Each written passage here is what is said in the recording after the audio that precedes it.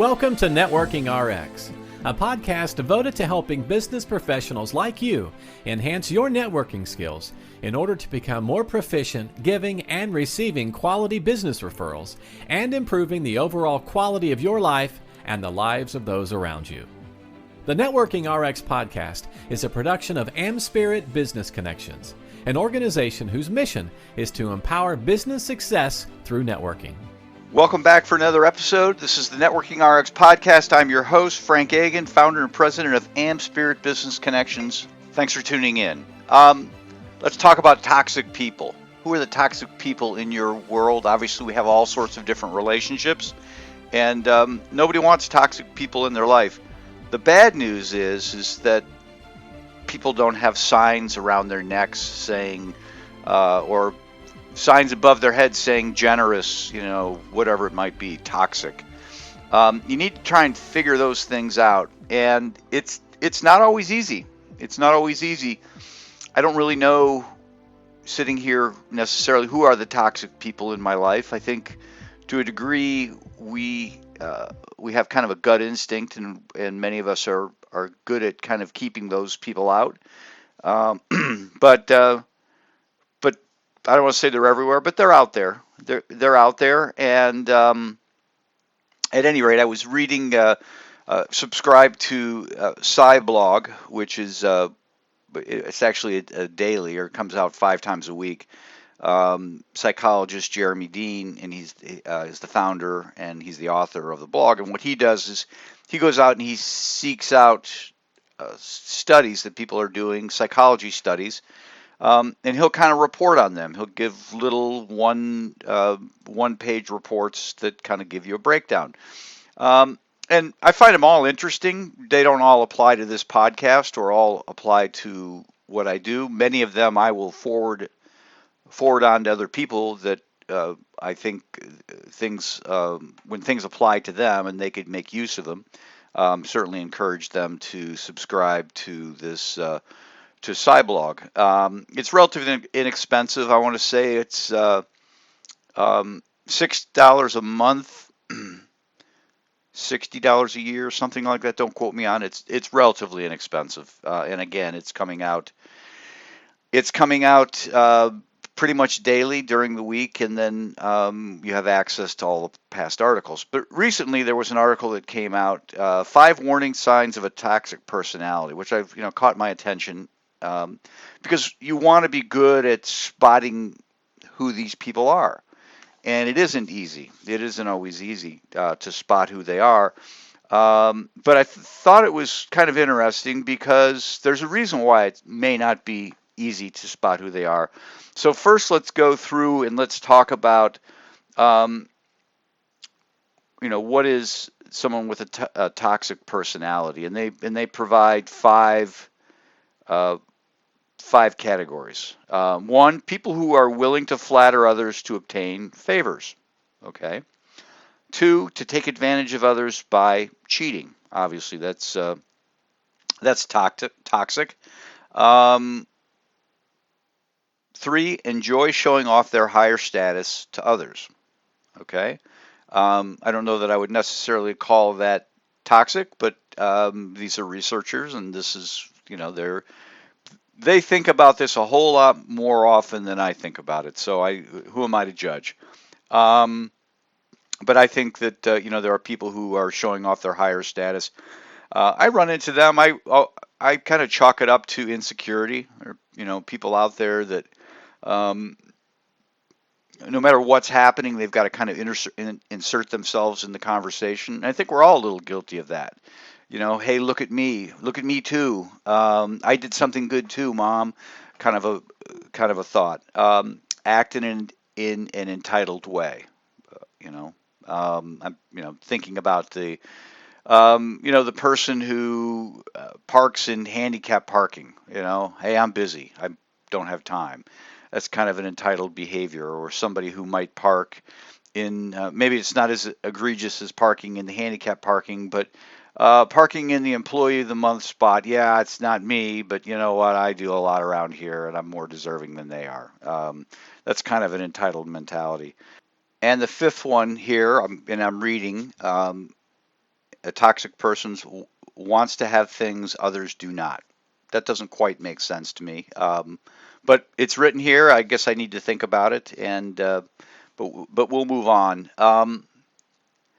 What it goes on to say, and again, this is following up on research that's actually been done out there, is that toxic personalities can survive and do prosper in the workplace, elsewhere, and in the community.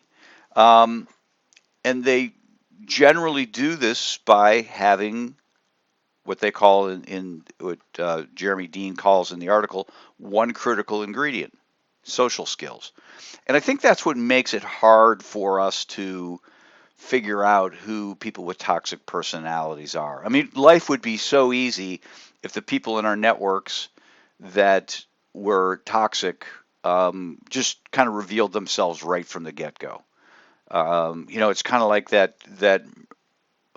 murder mystery or that horror movie where the dangerous, the evil person is walking amongst us and you don't really know. And that's really kind of what toxic people are, is they're just kind of walking amongst us. And, you know, in time you sort of figure these things out.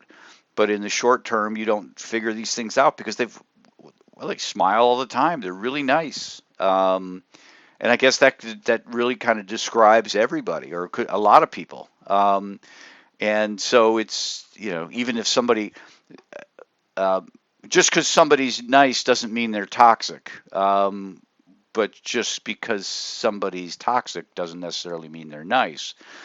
But I think for someone who's overtly toxic all the time, are pretty much reveal themselves.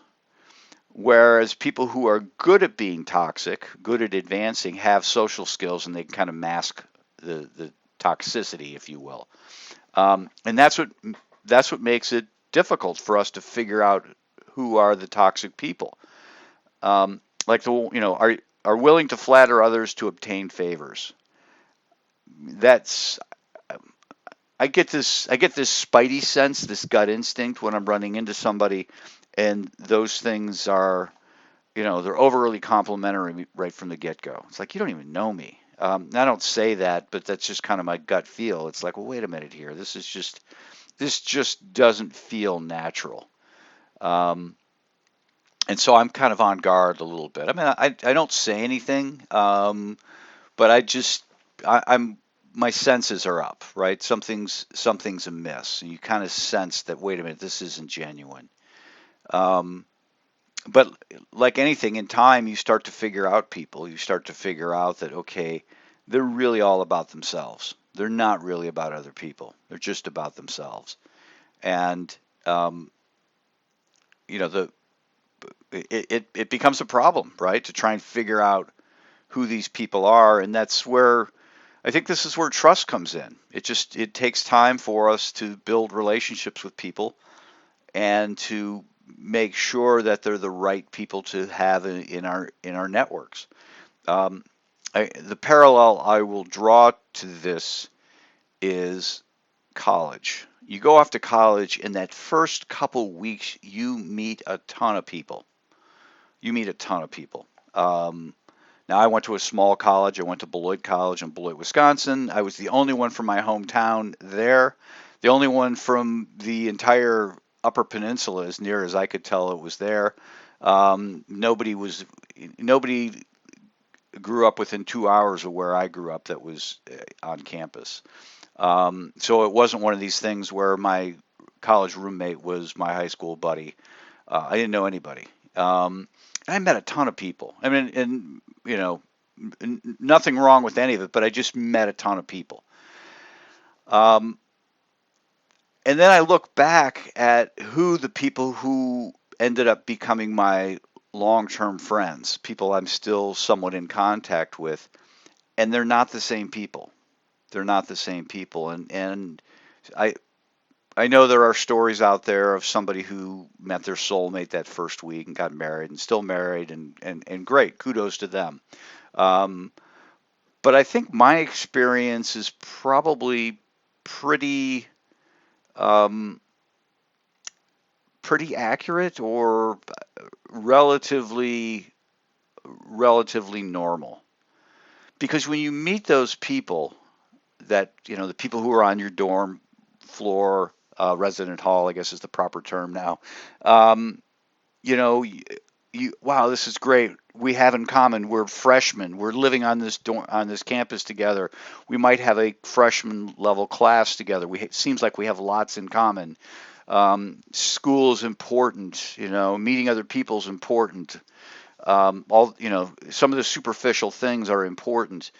And then as time goes on, you start to realize that, okay, wait a minute, I don't really have things in common with them. And there are things about this person that um, are toxic. I guess is one way of looking at it. They have some insecurities.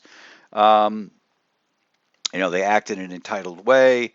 Like to show off or whatever, and you start to feel uncomfortable around them. And when I use the word toxic, and they talk about the word toxic in here, it's not necessarily somebody who is blowing up the situation, but they're just not really a good person. They're really in it for themselves.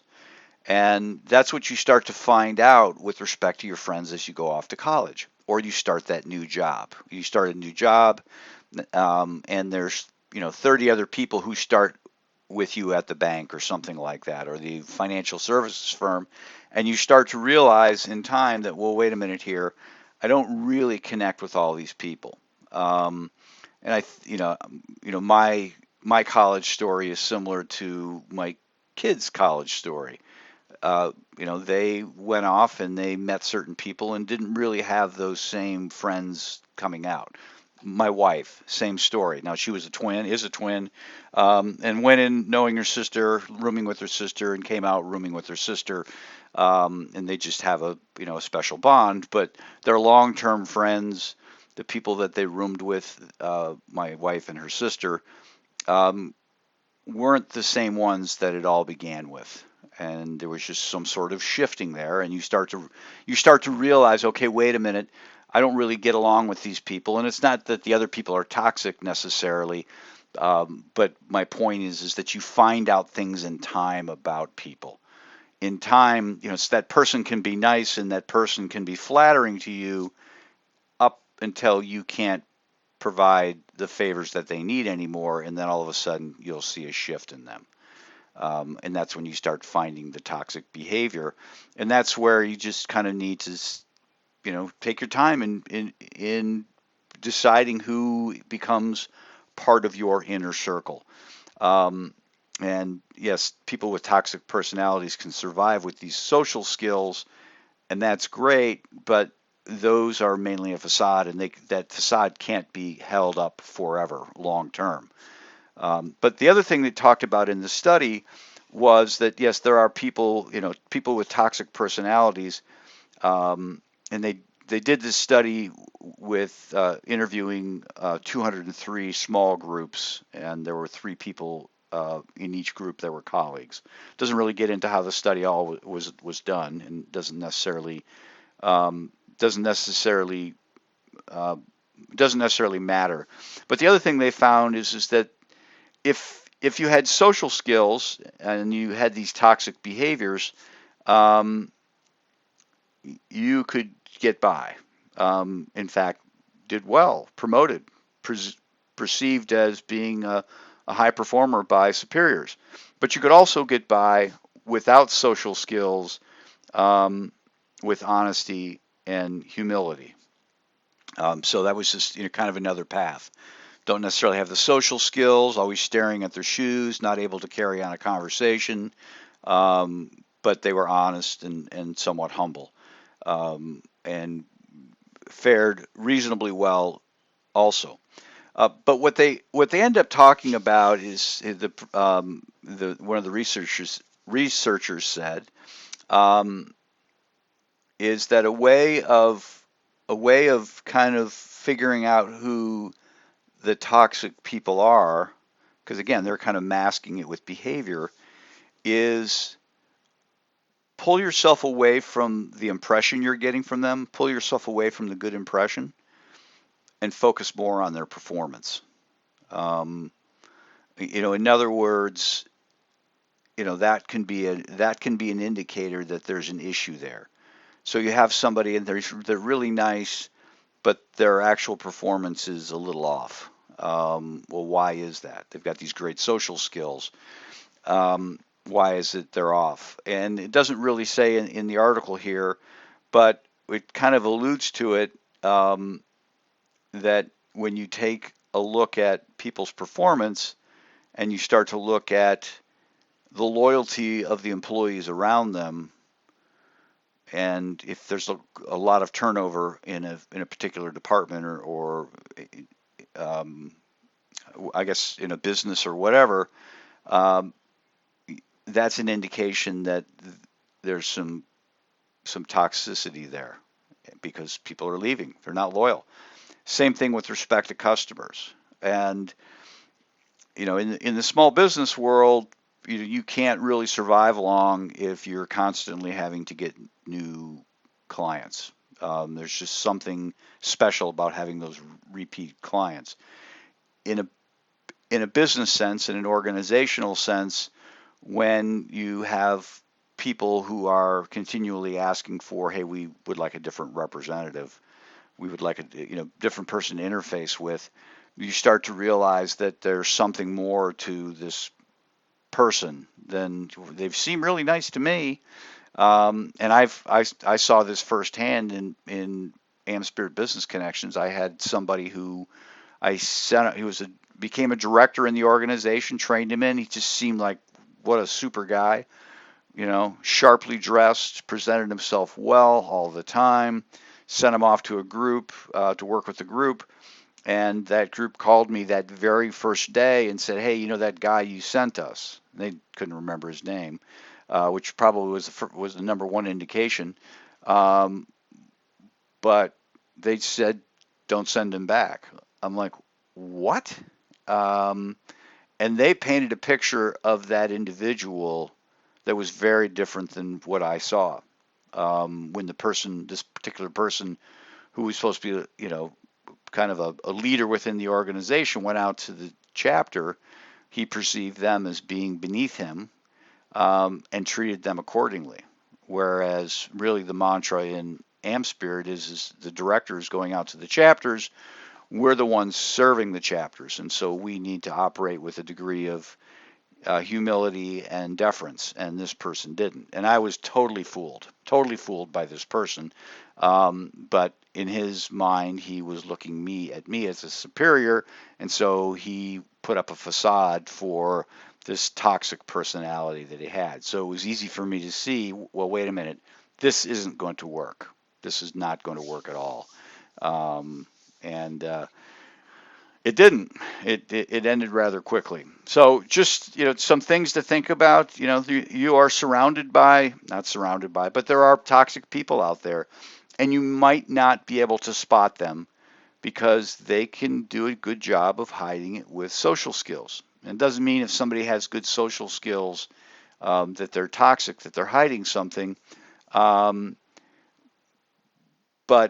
what it does mean is just because somebody has social skills, you still need to vet them. You just can't stop at social skills, because it's entirely possible that somebody doesn't have social skills, good social skills, and is very honest and has a degree of humility.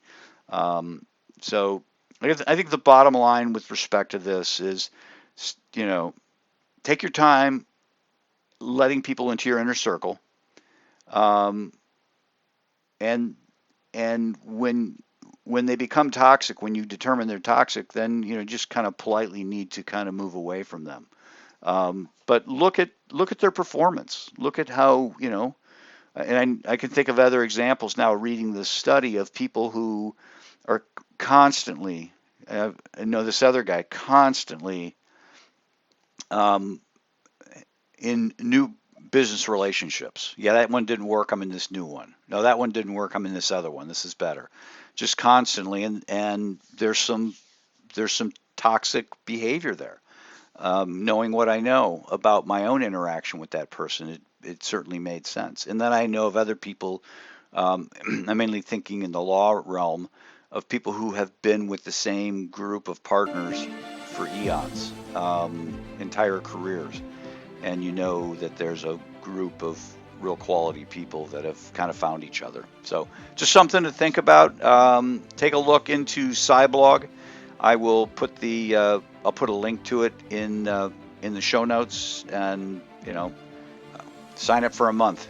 You'll get 20, 25 issues of it, or just continue to listen to this podcast, and I will spew my thoughts on various topics as I deem them appropriate. Thanks for joining us on the Networking RX podcast. Please put what you've learned into action today and let us know if you have questions, comments, or ideas for future topics. You can email them to us at podcast@amspirit.com. That's AmSpirit.com. Finally, so you never miss an episode, be sure to subscribe to the Networking RX podcast through iTunes, Overcast, or however you receive your podcasts. Now get out and network with someone. The Networking RX podcast is the copyright production of AmSpirit Business Connection. All rights reserved.